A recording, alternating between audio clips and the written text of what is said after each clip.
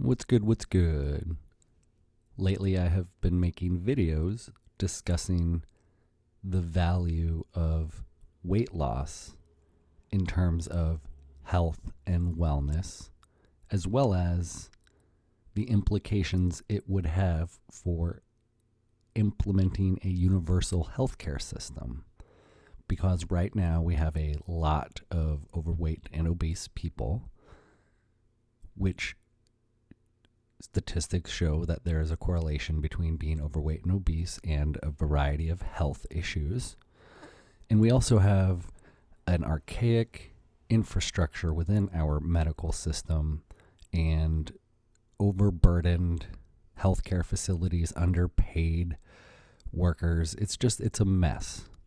So when we talk about universal healthcare, well, why don't we talk about the current messes that have led to or that we're dealing with? It's really easy to be idyllic, but it's really difficult to offer solutions.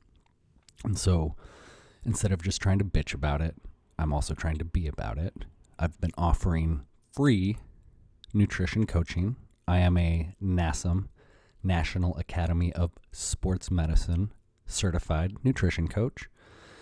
And I want to go over, using myself as an example, the starting point we would begin at if you wanted to endeavor to begin this journey, the journey of weight loss and improving general health and wellness, because the mind, the body, and the soul are all connected, and we should work on all of them to create an integrated whole as a person.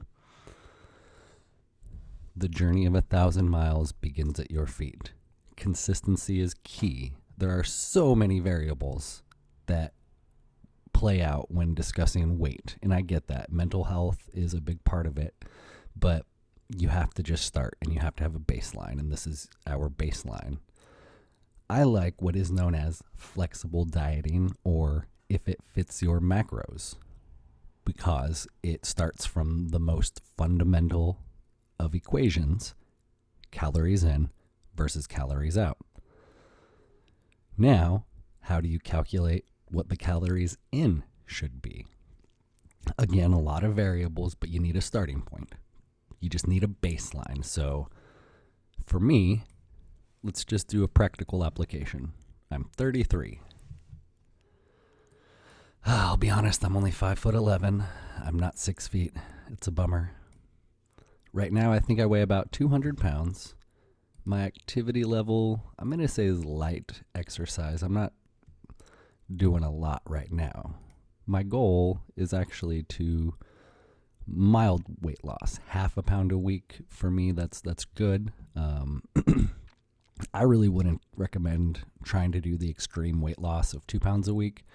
Like, if you are obese, you're going to see rapid results from just a few weeks of consistency, but that's not the pace that you want to expect to maintain. So just when you begin the journey, understand it's going to be a long one. So you can go to this website, calculator.net, and then they have under the fitness and health tab a macro calculator.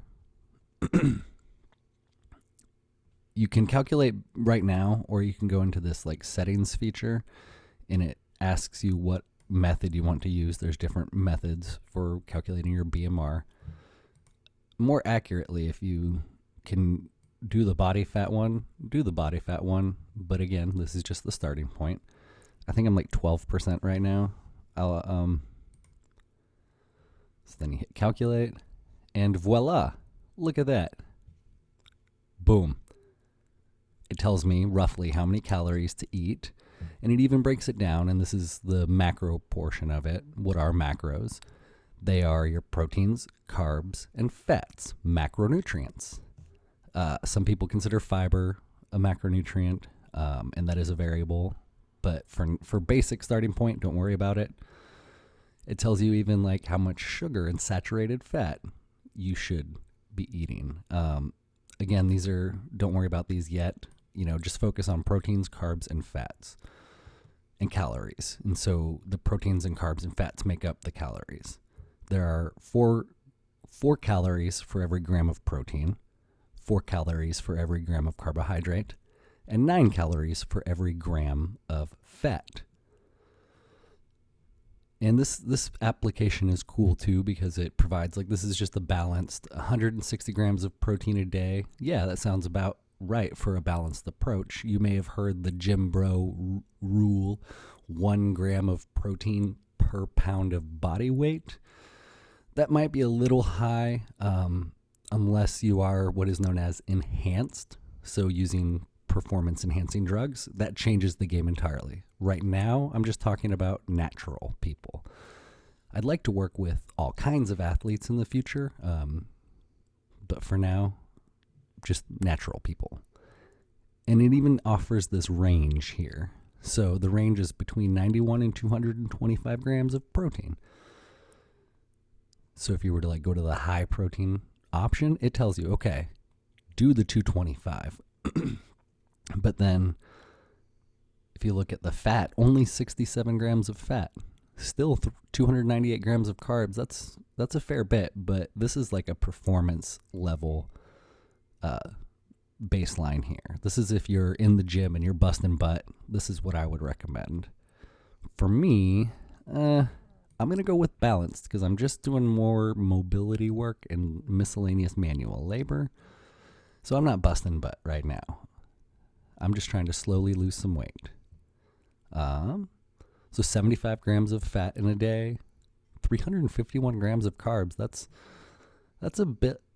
a lot, kind of, but I'm also actually trying to eat less meat and more fruits and vegetables, which is a whole nother conversation and another set of variables because some people, think fruits and vegetables are bad for you, like the sugar, the glucose versus the fructose, insulin response. There are a lot of variables that as you progress down your journey, we can discuss. But for now, let's keep it simple. Let's see. And there are a bunch of apps that you can use, like MyFitnessPal, I guess, is popular, to help you. And maybe I'll do another video just discussing how to track macros. I use just a spreadsheet. I like to construct things in kind of my own format so it works better with my brain. But yeah, you can do all kinds of things. And to build just on this a little bit, the last point, when building my budget, my food budget, I try to follow the 80-20 rule. So 80% of my calories, 80% of what I take in is quality foods. Quality foods is a subjective thing. So live your truth and try to eat 80% of what you would consider quality foods. But then that 20% is like the grace area, because being hypervigilant is going to lead to making it harder to stay within the boundaries. And it's the restrictive nature of some diets can just be mentally exhausting. And so the 80-20 rule allows for some flexibility, flexible dieting. You may have also heard it called like the Pop-Tart diet. And yeah, you could fit a Pop-Tart into this 26-30 and that'd be like 20%. And so you can make it work. And so pick your own good and bad foods. I know that's such a loaded word, but for now, be compassionate towards yourself. Just try to make little bits of progress every day. Just little bits. And soon you will have a ball of momentum built that you can then begin to research further things like fasting. Some people, there's just so much controversy. Just like get your baseline going and then get at me and let's work together. Thank you very much. I believe in you. I really do. I believe in you. Much love.